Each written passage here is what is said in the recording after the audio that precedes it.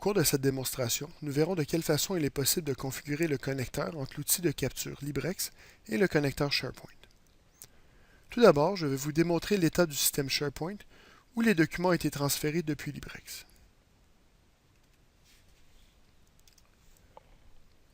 J'ai donc un site de test dans SharePoint. Si je visite la librairie documentaire, nous pourrons voir que les documents ont été transférés sous un dossier étudiant. Puis, un dossier a été créé par étudiant à cette université fictive utilisée pour la démonstration. Si j'ouvre l'un de ces dossiers, on peut voir que certains d'entre eux ont été transférés sous le dossier Admission, puis d'autres directement sous le dossier de l'étudiant. Nous avons donc l'ensemble de ces documents ayant été capturés dans Librex puis transférés vers SharePoint. Si vous voulez voir la numérisation de documents papier ou la capture de documents électroniques dans Librex, puis leur transfert vers SharePoint en action, je vous invite à visionner nos autres démonstrations sur YouTube à notre chaîne youtube.com/coriumsoft. Vous pourrez voir de quelle façon ce contenu a été produit et ajouté dans SharePoint. Je vais donc visiter notre système Librex pour voir cette configuration du système. Je lance le système Librex. Je me connecte manuellement, mais je pourrais aussi être connecté à travers un Active Directory. J'arrive à mon tableau de bord d'administrateur et je vais lancer la fenêtre d'administration du système. Notre objectif dans Librex est de rendre la configuration du système aussi simple que possible et de permettre à un administrateur de s'en charger sans avoir à impliquer un développeur pour chacune des configurations sur les types de contenu.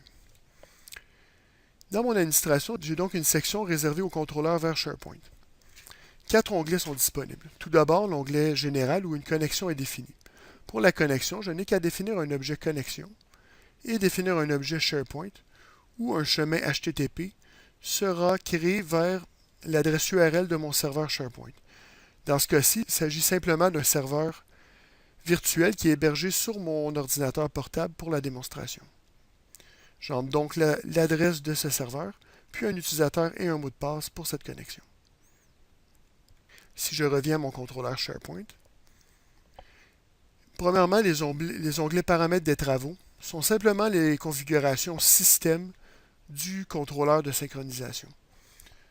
Par exemple, on définit le nombre d'essais, ou encore on définit, en cas d'erreur de transmission, à qui devrais-je envoyer la notification, au propriétaire, ou encore à un groupe d'administrateurs du système, ou à personne tout simplement.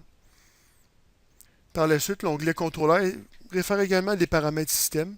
Donc, par exemple, est-ce que je veux un démarrage automatique du contrôleur ou encore un démarrage manuel suite au démarrage de Librex. L'onglet le plus important est l'onglet Synchronisation. J'irai en mode modification pour vous montrer la façon de configurer cette configuration. Donc, par défaut, j'ai toujours l'espace racine dans mon onglet de synchronisation. Je vais agrandir quelque peu ma fenêtre. Puis ensuite, je définis quel est mon site où je veux transférer mes documents. Donc, dans ce cas-ci, dans SharePoint, il s'agissait du site test qui était mon site où j'envoie mes documents. À l'intérieur de ce site, je vais premièrement définir vers où à l'intérieur du site vais-je envoyer le document. Donc, vers la collection d'images, les templates, les workflow tasks, les tasks, ou généralement vers les documents dans ce cas-ci. Donc, si j'ouvre ici, on pourra voir ici par la suite le dossier étudiant. Il s'agit vraiment de la référence à ce dossier ici comme tel. Donc, le comportement adopté par Librex, au transfert d'un premier document, il va retracer toute l'arborescence des dossiers à créer et va l'écrire au besoin. On peut donc voir que ce dossier a le titre dossier étudiant car il a été défini avec un titre fixe ici dossier étudiant. Nous verrons un peu plus bas dans la hiérarchie divers contrôles pour définir le titre de nos dossiers. Ensuite, au niveau inférieur, le niveau étudiant. Ce niveau correspond à l'ensemble des dossiers étudiants comme tel. Donc, matricule, nom, prénom. De quelle façon ceci a-t-il été défini? Avec des scripts ou en fait une nomenclature pour définir ce dossier.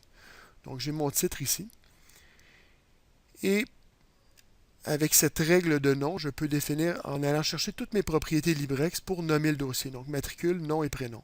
Au besoin, on peut référer à l'aide en ligne qui permet de voir de quelle façon ceci peut être configuré.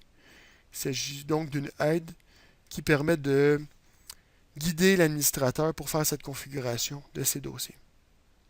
Avec des conversions de valeurs possibles et un ensemble de fonctions possibles pour créer ces dossiers.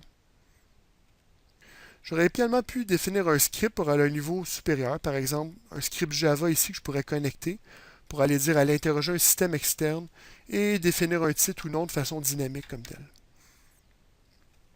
Par la suite, si un dossier existe déjà du même nom, est-ce que je veux réutiliser ce même dossier? Donc, si j'envoie plusieurs dossiers pour un certain étudiant, est-ce que je veux aller positionner les documents subséquents dans le même dossier? Ou encore, je peux utiliser certaines valeurs de propriété pour définir si je vais le positionner dans le même dossier ou non. Dans le cas où un nouveau dossier doit être créé, la politique par défaut est d'utiliser le même titre avec un numéro de séquence, donc 2 entre parenthèses, 3 entre parenthèses au besoin. Ensuite, je peux définir d'assigner ou non des propriétés directement au niveau du dossier. Dans ce cas-ci, j'ai assigné les propriétés matricule, nom et prénom vers les propriétés SharePoint du même nom. On peut voir ici la correspondance SharePoint me donne l'ensemble des propriétés disponibles dans SharePoint, incluant les propriétés système et mes propriétés utilisateurs que j'ai été y créer. Il s'agit donc d'une connexion directe au système SharePoint qui me retourne la liste des valeurs disponibles. Ici, j'ai l'ensemble de mes propriétés LibreX pour faire la correspondance 1 à 1, incluant les propriétés système encore une fois. Je peux également définir ici un convertisseur pour dire par exemple tout définir en lettres majuscules ou encore ajouter un certain format comme tel ou ajouter une certaine conversion de valeur au moment de transférer la propriété. Donc, par exemple, si j'ai une date, un certain format dans LibreX et je veux la transférer d'un autre format dans SharePoint, c'est ici que je vais définir cette configuration. Est-ce que je vais écraser les propriétés si elles sont vides? Ou encore, je veux toujours les écraser ou ne jamais les écraser. Je peux également associer une condition à ce paramètre pour définir si je veux les écraser ou non. Ensuite, emplacement. Est-ce que je veux toujours le mettre sous dossier étudiant ou je pourrais le mettre sous divers dossiers selon certaines conditions? Nous en discuterons plus en détail au niveau du document comme tel.